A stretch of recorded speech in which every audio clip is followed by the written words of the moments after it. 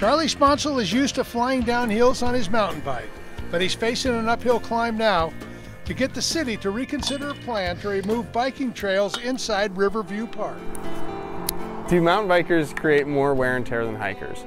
Maybe, but if so, not much. The number one impact to this ecology is creating new trails. And one of the things I've never understood is why the city is so determined to tear out the existing trails and start with a fresh slate.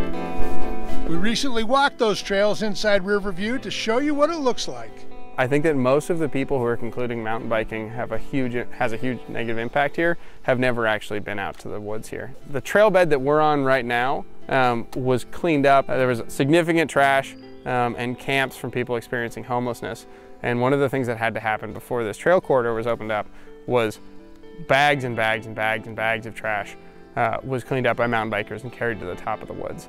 It was back in early March when Commissioners Nick Fish and Amanda Fritz issued a memo banning mountain biking in the park. That brought hundreds of mountain bikers together for this protest ride. Their biggest problem? Not being included in the process. The non-mountain biking members of the committee expressed serious concerns that mountain biking cannot even be discussed during this process because of the bike ban. Portland Parks and Rec has released its vision of what the future Riverview would look like. The city's top priority? Protecting several streams that run through the park. But trails are also a part of the plan. The citywide off-road mountain biking plan has tentatively been funded, and through that process it will be decided whether Riverview Natural Area will be opened back up to mountain biking.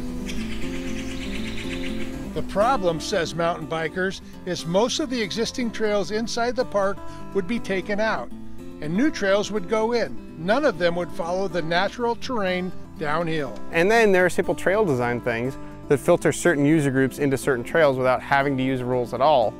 Like this downhill trail that isn't very attractive to hikers, but is very attractive to mountain bikers.